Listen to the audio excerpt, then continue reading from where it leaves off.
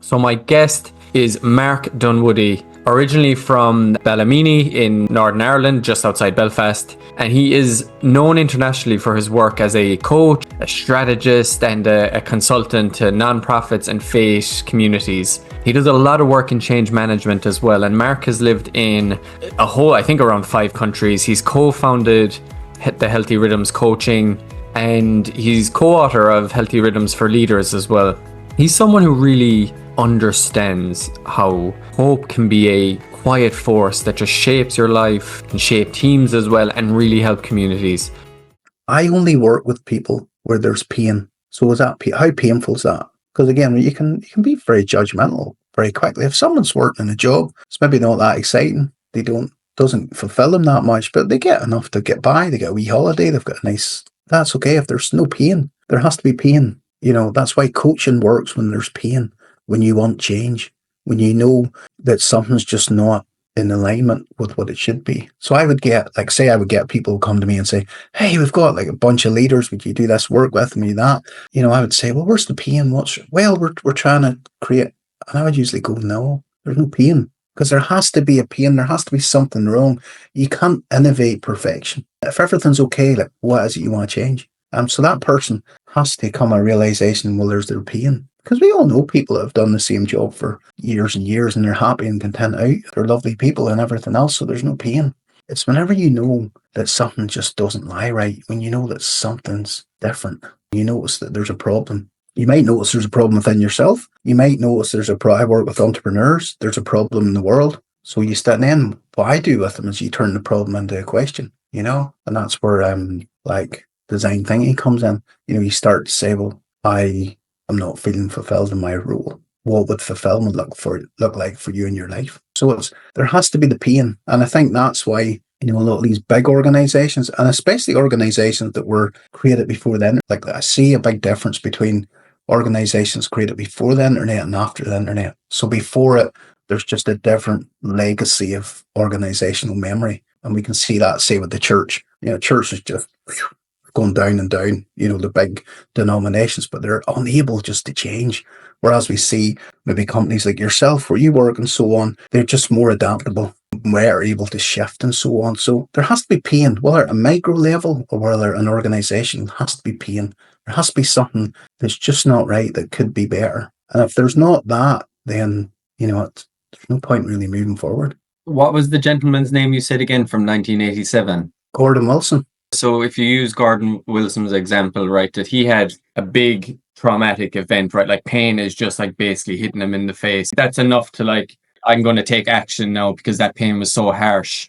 But I know for a lot of people, the pain is more subtle, and we almost live in a world where we're told to suppress any quote unquote bad emotion. So sometimes we push pain deep down and we mightn't even know we have it. How do you help bring that out in people that you coach? Yeah. I don't know if you've looked at Joseph Campbell much. Joseph Campbell, The Hero of a Thousand Faces. It's one of the key texts of the 20th century. And it's Joseph Campbell, George Lucas from Star Wars says that, he was one of the key influences in his life for Star Wars. So Joseph Campbell writes about all the myths and religions and faiths, that have been since forever.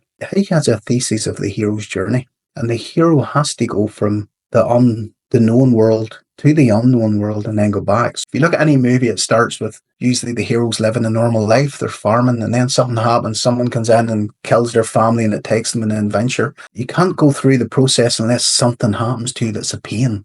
There's always a pain. So there's a part in it where in the process, and you can Google the hero's journey, and if we had more time, I'd talk about it a lot more because I love it. And I use a lot of it in my work and for myself as well. So there's different stages in it. But for me, there's a crucial stage. The refusal of the call. So Joseph Campbell says in every religion, every faith, every cultural myth, there's a part where the hero has a refusal of the call. It's a dull thud of the soul. So that dull thud of the soul could last your whole life.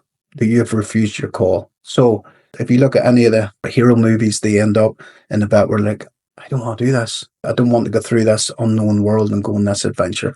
I just want what was there before. And I don't want, even Jesus went to the Garden of Gethsemane. He was and he was Jesus.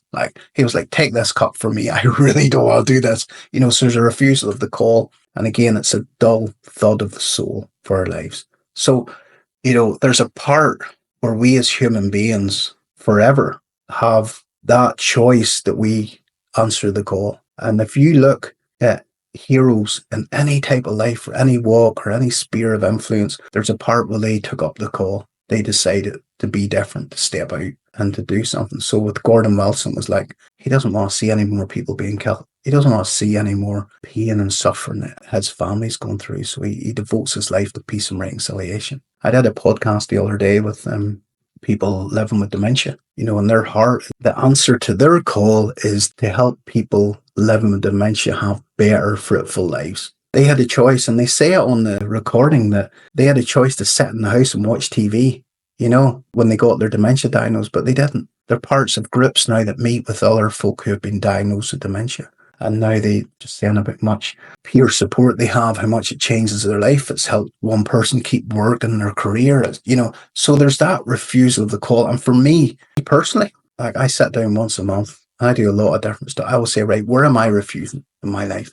Where is the refusal of my call? And it's really interesting because our ego, again, our status, our sense of self never wants to say that. We never want to say, well, we're refusing. We're going to go, oh, well, I do my best and I do this and I've done that. But if you can admit, or if you can even analyze and take time to say, where am I falling short here? Where's the opportunities to me to respond to the call in my life?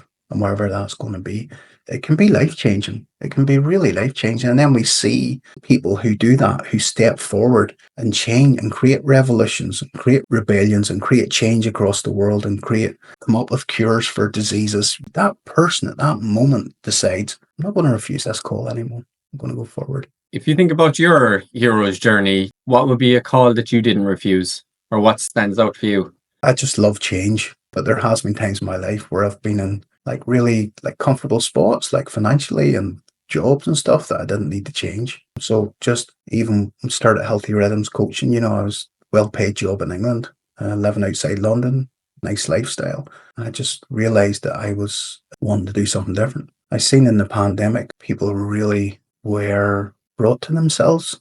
Like, a lot of who we were was stripped away. We were waking up and spending our day in our jogging bottoms, and our sense of self and prestige was took away. And I just think, well, I'd love to work with people around rebuilding that back up and helping people see what that looks like. So for me, it was a big jump. And I just jumped and went, started the company full time. And I loved it. Loved it.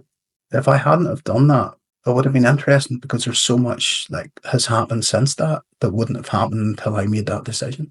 And then even just in different ways, I always say to people, this podcast, do a podcast. That's my advice to everybody. I've got a friend that reached out to me last night and says, Mark, I've took your advice.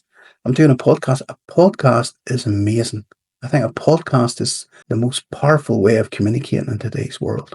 So the fact that you did decided that you would do the extra work to do a podcast will create a difference in the world. So my podcast, I don't know if you've wrote books, but I've wrote books now. Writing books is a nightmare. You'll write 10,000 words and 9,000 of them are crap and you delete them. Writing a book is the most, it strips you away from everything, writing a book, because it's just, there's nowhere to hide. There's nowhere else to blame. You just have to do it. However, me writing books, me taking the time to do a podcast, me doing all this stuff, results in people going, hey, listen, I read your book and I listened to a podcast and I've heard about you. Would you be interested in talking about this? So it's always that bit where there's something that you can improve on, that you can do. And I just work hard at it in my own life. I think we joked the other day, when we were talking, behind anything, there's always 10,000 hours of work. And it would have been a lot easier for me at many times in my life not to do that work, not to move to all those countries. Not to move my boys to 4 or 5 different school systems. I remember when they were young, someone says to me, oh, your guys are going to be really well-rounded when they grow up. I says, yeah, or else completely screwed up. But thankfully, they're well-rounded and they've got this sense of resilience, and they know that when they wake up in the morning, they hear someone saying something, that's just a meaning that someone's put to something that might not be the same meaning in a different country. So that experience of just traveling, of doing change, has helped me really get to where I am today,